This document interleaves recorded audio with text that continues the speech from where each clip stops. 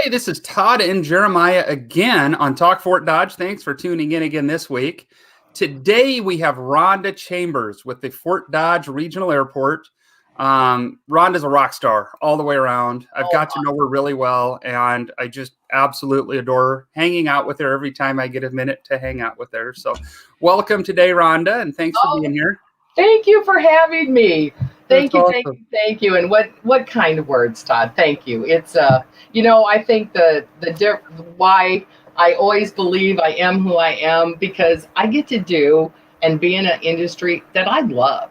Like I don't get up in the morning and go, oh, gotta go to work. That's not how I've ever felt. So I love it, and I'm very lucky to have the job and be able to live close to home. And I'm lucky. Been in it for a long time. That's awesome. That's awesome. Everybody should have a job like that. Oh, I know. That they love. I feel so blessed.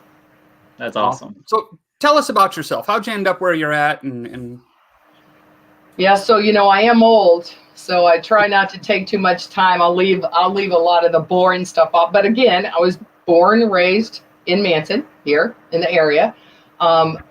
We had a grass strip on our farm where I grew up. And so I've been around aviation since I was little. I went to college, went out to Colorado. I actually worked for an oil company who had an airplane based at Stapleton when Stapleton was still open. And I would go out there all the time when they had their aircraft there. And I just finally decided, you know what, I'm going to go see about the place that takes care. Now, this wasn't an airline to start with. This was where all the private aircraft go into. And so that was in 1980.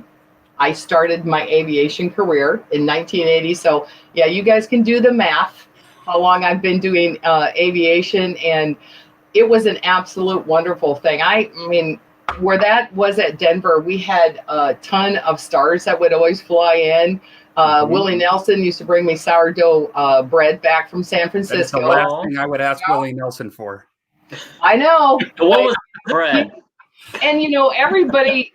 And, when we were hired, because there were a lot of stars, John Travolta, I met him, he flew an airplane in. And the rule was you cannot ask anybody for an autograph. No one. Mm-hmm. That was a rule. And if you did, you were out because they fly their private aircraft for a reason. And I got to understand that, guess what, you guys? They're just people. They're famous people, but they put their pants on the same way you and I do. And it was a lot more fun to sit and talk to them. I talked to Robert Redford for, I think, an hour and a half one afternoon, waiting for his daughter. His daughter was going to college in up at, what's one of those small, isn't that terrible? I can't remember. Golden, somewhere outside of Denver. Okay. Yeah. I sat on Led Zeppelin's airplane. Mines is in Golden.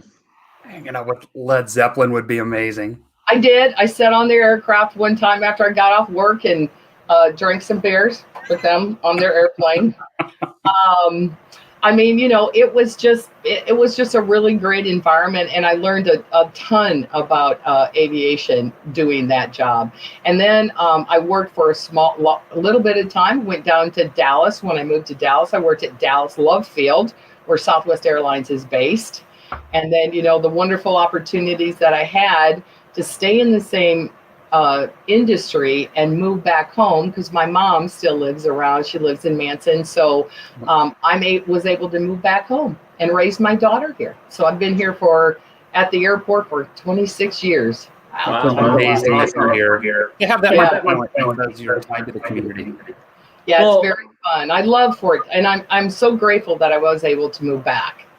Because this quality of life and raising my daughter here and being close to my family, it's wonderful. I'm very lucky. It's a great place to raise a family. It is. I love Iowa. So we're going to go right into like a really fun question.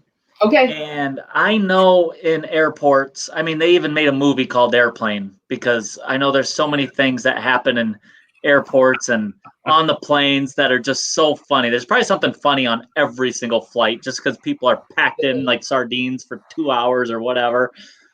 Could you give us one or two just hilarious or funny stories that you can think of? Yeah, well, there's plenty.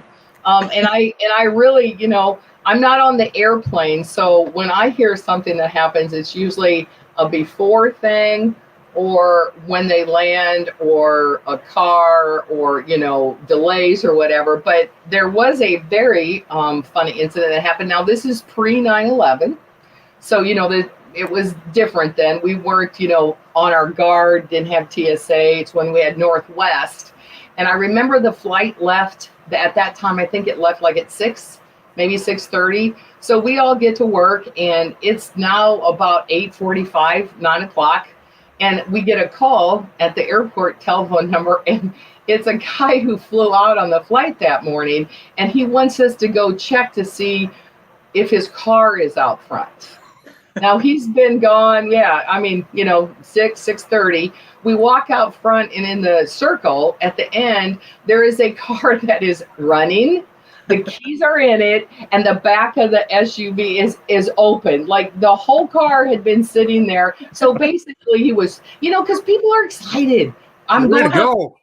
I'm leaving, I have so much to do. I got to check in. I got to, go through all of that. And so he just happened to leave his car, forget that it was not parked, and take an airplane out. So luckily it still had gas in it, was still running. And we told him we'll just pull it out into the lot, lock it up for it, and we'll hold the keys till you get home. So yeah, there's, over the years, it's always, crazy things that happen. But, for the most part, it's really wonderful because most people, when they do fly, it's a good environment unless it's canceled or delayed, obviously. But for the most part, people who come to the airport are going somewhere.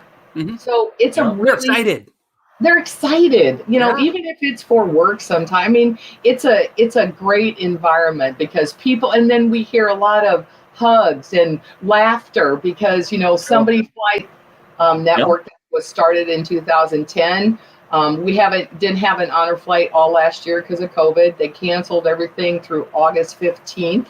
We do have one on August 28th, and I'm telling you, those flights are very special. We're very glad that we can host a 737 and have those veterans be able to go and see their memorials. It's a wonderful, wonderful thing to be part of. I think my wife's going to go on that this year, and she is just so excited. Like, it was a huge honor to be asked. Yes, it's a huge honor, and it means so much to those. You hear from those veterans; they are beside themselves on how great that group does those trips for them. So.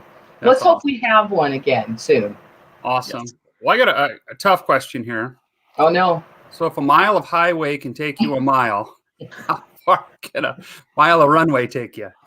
Well, now. So before you answer that, Todd and I were discussing that yesterday, and it was like a 4-hour conversation, and we had our calculators and our phones, and we just could not figure out the equation.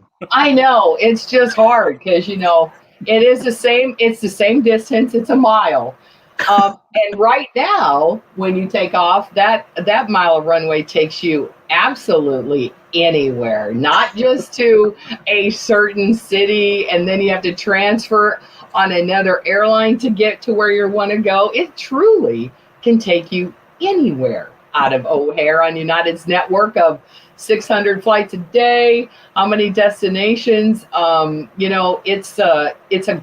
It's a great opportunity. And again, I know the people who flew on Air Choice One were passionate about it, but I think it's always funny. Nobody remembers. So 6 years ago, before when Delta didn't, we had to drop Delta.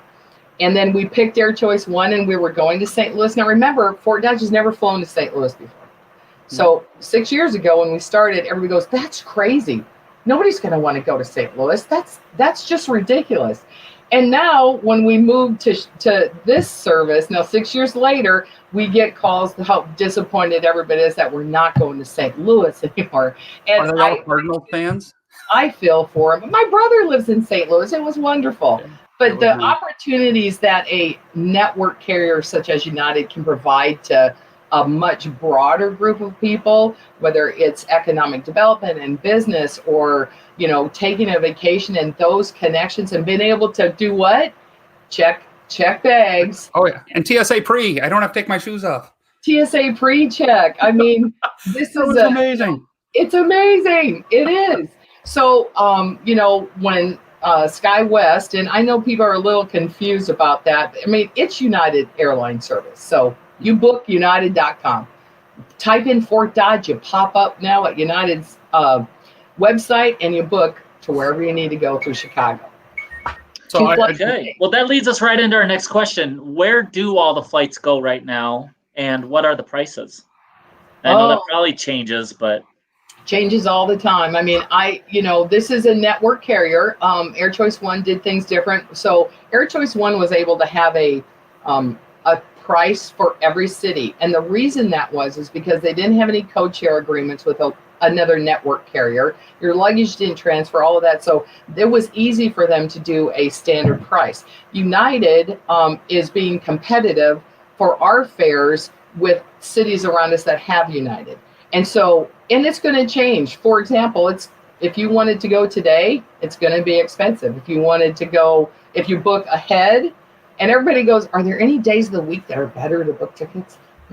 No. My suggestion, though, is, Tuesdays aren't a big travel day. You want to come back on those Saturday. If you're flexible and you don't have to fly on a Saturday and Sunday, you usually get a better fare. As far as the prices, who knows? It just depends on where you want to go. And of course, it's supply and demand. So, if the plane's full, there's only there's a United Airlines system that monitors all those flights. Like, I think they said fares can change 8 times a day. Yep. The same thing that you looked at one time. So what do I tell people? If you are thinking and you go and you book a flight or you pull it up and you go, wow, that fare is really great, you better book it, because if you think you're going to get back on and see the same fare, you may, but you may not. Yep. You may not. But I mean, like I said, there's 600 flights, Jeremiah, out of Chicago a day. So, and the best thing about that too is if you miss a flight or a connection, there's another flight typically out of Chicago to where you want to go that they can, and they move you. Mm-hmm. They're gonna work with you and put you on another flight or somehow to get you to where you need to go. And they do that. You don't have to do that like we did in the past. What's great about their website is when you book a day, I've done it several times. I was on the inaugural flight out. I wanted to fly so bad on the new airline.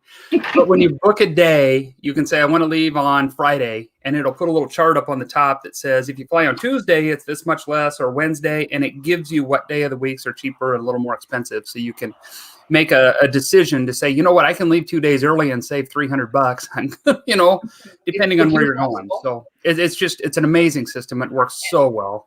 And I encourage everybody, when they're booking tickets, I know there's a lot of sites out there that aren't United, but really to get the best fares and to really know all of the different charges, United.com is where you should book your tickets. I have the app. I book it on the app And the app. If you don't have the app, so when you book a ticket, Todd, and you have the app, it's going to tell you everything, like your flight's on time. It'll send you alerts if it's has any issues, or it tells you when you take off that you're going to land, you're going to get there 30 minutes earlier. I mean, the app is incredible. United has spent a lot and made a big investment in their website and their app. So and it says your luggage is on the plane. It says all of and it's going to be at your destination. It says so. I mean, it tells you what carousel it's going to come in on. Are you ready for a shameless plug here? Ready? Sure. So call Northland Travel up in the corner over there if you need help and don't want to have to book it yourself, because Rhonda Strutzenberg would love to help you with that. So shameless plug of the day. Sorry, guys. So a lot of people may not be able to go to United.com. We've had a lot of people that are looking to come out. So, because it's a larger airline, I'm not going to say it's a negative, but you cannot come to the airport any longer and have these people book your tickets. They aren't allowed to book your tickets for you here, locally in Fort Dodge. So it's SkyWest, they are not able to do that. So if you have trouble, if you need help, again, Northland Travel can help you take care of booking it. Or you just go to United.com or on the app. And take care of it. It all works great. But there are resources. So thank you, Todd, because I think a lot of people are struggling with the changes, especially like, okay, so if I book a basic economy, do I have to pay for bags? Well, the website tells you all that, but sometimes people just like to talk to somebody. So thank you for the travel agencies that are. Like I love Rhonda. I love this Rhonda too. Yeah. Hey, it's a good name. It is. It's a great name. Yeah, it is. So, so I know with Air Choice One, you could only get 8 people on a plane. With this one, you can get 50. So, Right. how many passengers a year flew out of Fort Dodge? Let's say 2019, because 2020 was kind of a dud. Right. And what is their goal for like 2022? Because I know 21 is going to be a recovery year, so we're putting some time in there. But kind of where was it, and where are they trying to go? So the push as far as the service United is looking at they're not looking at like 100% load factor. Okay, United isn't looking for that. That's unreasonable. Right. With Air Choice One, I think the highest year we had was like almost 8,000, I think, and that was the load factor was crazy. It was huge. All right, so I had 8 seats. All right. I could have put on a lot more people, but it was limited. Remember, I don't know. I mean, sometimes in the summer they were limited on weight. Yep. Because of the size of the airplane. So our goal, the airport commission, and the goal with our service that we have now is kind of like what we had with Delta. So if we get over 10,000 passengers a year, it also helps us with the FAA and the Airport Improvement Program to get funds so that we can keep the airport the excellent facility that it is today. And so our goal is to reach over 10,000 enplanements a year. And it just, with the amount of seats we had with Air Choice One, it was almost impossible to do that. I mean, you would have had to have every single plane, every plane full, just wasn't possible. Hey, look who's up on the back of your chair saying, hi there, Todd. Who's that? I was worried he got locked in here with me. That's all over. But anyway, so like I said, our goal and where we're at, I mean, obviously we have more seats available, but we've already surpassed, the amount of passengers that we had, obviously, with Air Choice One in a month. And that airplane load factor, what I was trying to say is United is looking for a 47% load factor. Okay. They would like to see a 47% load factor. That means out of the 50 seats, they'd like to have about half. Yep. And that's over the course of a year. And, it's not today you didn't have 47, but then on Friday or the weekends you had, maybe 80. So, and, with those flights being 7 days a week on Saturday and Sunday, I think we had that with Delta. And we only had 1 flight a day with Delta. When they had their jet, it was just 1 flight. We've got 2 flights a day. And it's so much more comfortable, and there's a stewardess, and it's just amazing. You just jump on the plane. It's like being in, flying out of Des Moines or flying out of wherever, because it's a normal jet. Yeah. Well, and the flight time is, so when you book your ticket, you have an hour and 45 minutes. That's usually the block, because people say, well, how long does it take? I go, well, Todd, you gave me that number. Yep. I think it was you, right? It was. I sent it the first one. It was like 55 minutes there and 45 minutes home. Yeah. So depending upon the jet stream too, but the flight time in the air is less than an hour. Mm-hmm. So they factor in taxi time, de-icing in the winter. And so really most of those flights are getting here at least 30 minutes early. That's awesome. That's awesome. Yeah. And when you land, you're done. Like, you don't have to wait for 15 airplanes in front of you and just sit there and stare out the window and be like, I want to be there. No, when the plane stops, the door opens and you're home. And we're home. It's pretty nice. Even if Fort Dodge, you can be anywhere in 7 minutes. Well, and even for the region, I mean, just look at even a 45-minute drive outside. Those people have access to this type of service. Yeah, and normally they'd have to drive to Des Moines, and it's 2 hours. Now you can, fly into Fort Dodge, and you're back in Humboldt in 20 minutes. Yeah, and you can be there even faster if you just leave your car running. That's right. Yeah. And then just call us up and say, hey, I think my car's out front. Could you park it for me? Sure. But, and like I said, it's easy check-in. Everything you can do on your phone. Again, it's the app. You don't have to go to the ticket counter. It's just like a regular airport. You check in on your phone, go right through the checkpoint. And your phone works. So you can scan your phone. You don't have to have a paper ticket.